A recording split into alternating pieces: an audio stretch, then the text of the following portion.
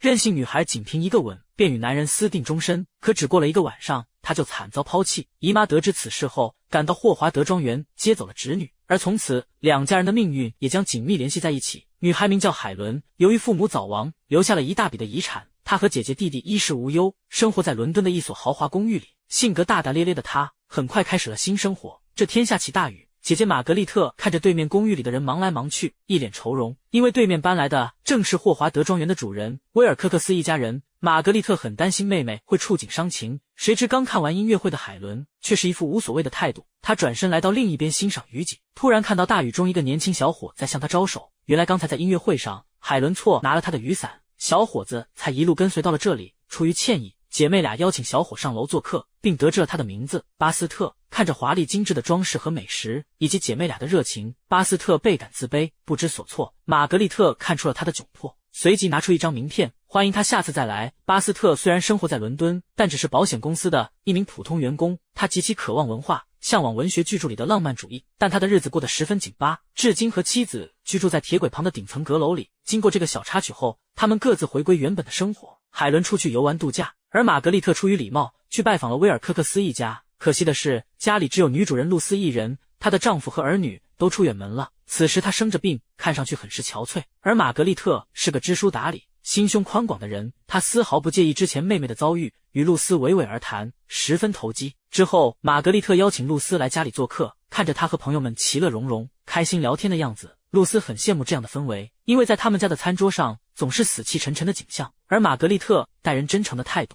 也让露丝倍感亲切。此时圣诞节即将来临，两个忘年交一起逛街购物，十分开心快乐。回到家之后，露丝伤感地表示自己生病的事没有告知家里人，因为他们都不喜欢有人生病。玛格丽特听后很难过，可也不知该如何安慰。或许人在脆弱的时候就格外想家。露丝突发奇想，邀请玛格丽特去霍华德庄园做客，那是她出生的地方，也是她结婚生子、度过大半生的地方，有她许多美好的回忆，那里的一草一木都让他无比想念。而此时玛格丽特姐弟居住的房子要被拆除，他们正好也需要重新找房子租住，于是玛格丽特高兴地跟随露丝一起前往。可就在两人即将踏上火车的时候，却意外遇见了露丝的丈夫亨利先生以及他们的女儿。最终玛格丽特只能看着他们一家人离去，而回去之后没多久，露丝便住进了医院，她的病已经很重了。玛格丽特去看望她，给了她无限的温暖，所以在露丝临终之前，她写下一张遗嘱，要把霍华德庄园赠送给玛格丽特。这座庄园远在乡下，也没有多宏伟壮观，对威尔科克斯家的其他人来说也不算特别的存在，可财富怎能白白拱手他人？他们想不明白露丝为何要这样做，于是在大家的一致商议下，他们烧毁了遗嘱。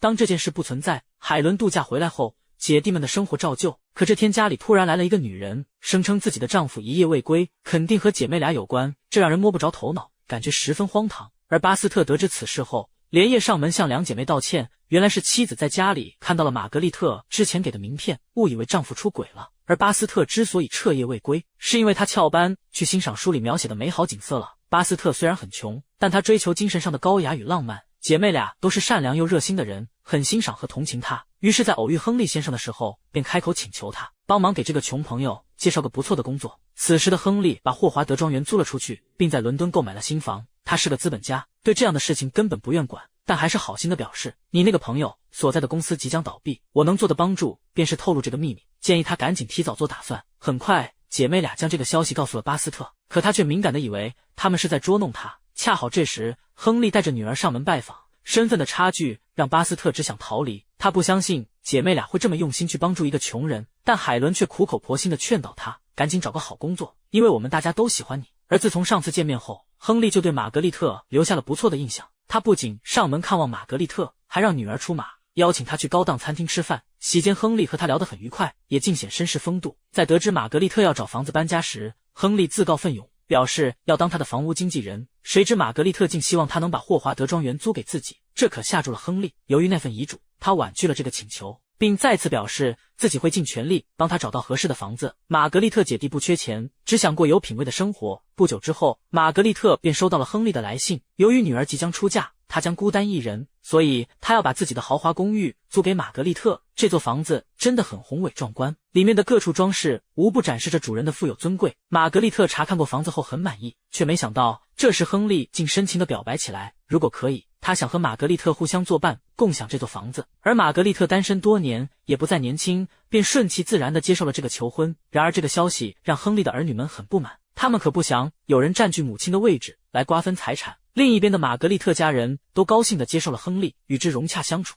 而这时海伦收到了巴斯特的来信，他已经从之前工作的保险公司离职，重新找到了工作。亨利听后随口说道，那个公司渡过难关，又开始稳定发展了。这让海伦顿时很气愤，认为是亨利欺骗了大家，导致巴斯特做出了错误的选择，因为现在他找到的新工作待遇远没有之前好。海伦在面对巴斯特的事情时，总是一副正义凛然的姿态，去捍卫穷人的尊严与利益，可亨利却劝他不要老是对穷人付出太多感情，穷人就是穷人，就算有人会同情他们，穷人还是穷人。看着未婚夫和妹妹这样争吵，玛格丽特很苦恼，而海伦富有理想主义，内心自此厌恶起了亨利。霍华德庄园的质朴和美好是玛格丽特早有耳闻的，现在她终于有机会可以走进去细细体会。房子里有个女仆，一直在这里打理着一切。玛格丽特听从亨利的建议，把伦敦公寓里的家具珍藏都搬到了这里存放。之后两人一起来到了亨利的另一处豪华庄园，为女儿筹备婚礼。玛格丽特以未来女主人的身份陪伴在亨利身边，给他的女儿举行了隆重的婚礼。可当天海伦不但无故来迟，而且还怒气冲冲地责怪姐姐巴斯特被公司解雇，和妻子已经2天没有吃饭了，都是我们的错，才让他们遭此磨难。他信誓旦旦地表示要为巴斯特讨说法，让亨利负责到底。玛格丽特不想场面搞砸，极力劝说海伦收敛脾气，同时他也尽力帮忙。他安排巴斯特和妻子先去填饱肚子，然后找到亨利，请求他给巴斯特安排一个工作，就当是为了妹妹海伦。没想到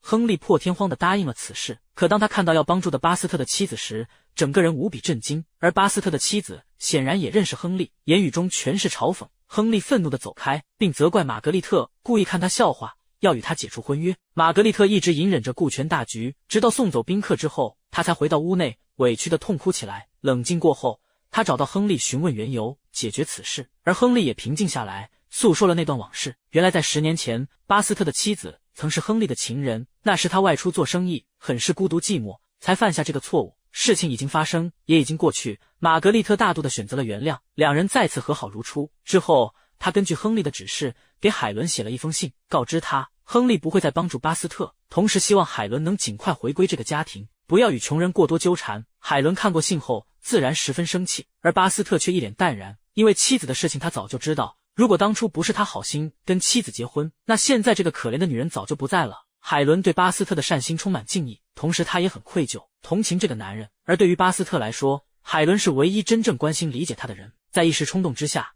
两个年轻人共赴巫山，享受了一夜的美好。之后海伦再次外出游玩，临走前他给弟弟了一大笔钱，让他帮忙寄给巴斯特，希望他能生活得轻松一点。可巴斯特拒绝接受，又把支票退了回去。一眨眼4个月过去了，玛格丽特和亨利顺利结了婚，两人的生活幸福而甜蜜。而这时海伦失踪了，没有人知道她在哪里，也没有人收到过她的信件。玛格丽特和弟弟都很担心她的安危，对她的任性既生气又无奈。就在姐弟俩向亨利寻求帮助的时候，玛格丽特得到消息，海伦独自前往霍华德庄园整理自己的书籍，准备带走。她紧张的立马赶去，希望能劝妹妹留下来。然而两人见面时，她惊讶地发现海伦竟然怀孕了，而孩子的父亲正是巴斯特。自从上次一夜之后，海伦和巴斯特再也没有联系过，现在她只想在这里住一晚，然后明天带着自己的书返回德国。玛格丽特对妹妹的遭遇很自责，可她又一向叛逆放纵惯了，玛格丽特只能顺从她。然而当玛格丽特向亨利提出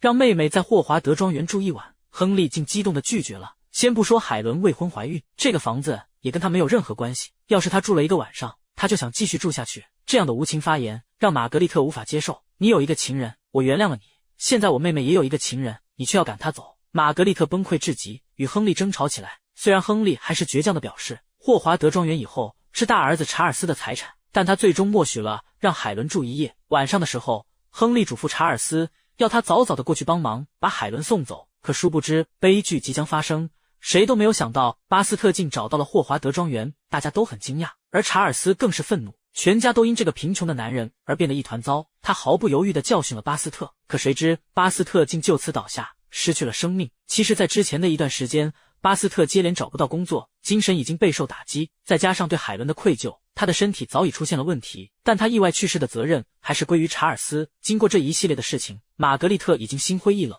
他决定和亨利分开，陪着妹妹一起到德国生活。而这时查尔斯被判杀人罪，进了监狱。亨利深受打击，一下子变得脆弱不堪。同时，他也看开了很多事情。1年之后，他重新分配了自己的财产继承权，他的所有金钱和房产由几个子女平分，而这个霍华德庄园，他单独留给了玛格丽特。等他100年之后，再由海伦的儿子来继承。财产没有了纠纷，他们的生活似乎更美满幸福了。可实际上，霍华德庄园早就是属于玛格丽特的。亨利最终把亡妻赠送的事情说了出来，但玛格丽特已经不在意了。不管怎样，结果都是好的。霍华德庄园改编自1910年福斯特的同名小说，讲述了不同阶级的3个家庭之间的矛盾与冲突，巴斯特的无奈，亨利的自私，玛格丽特姐妹的善良，向我们揭示了一个现实而残酷的真相：穷人永远都会是穷人，而富人就算遭受打击，也还是会拥有令人羡慕的生活。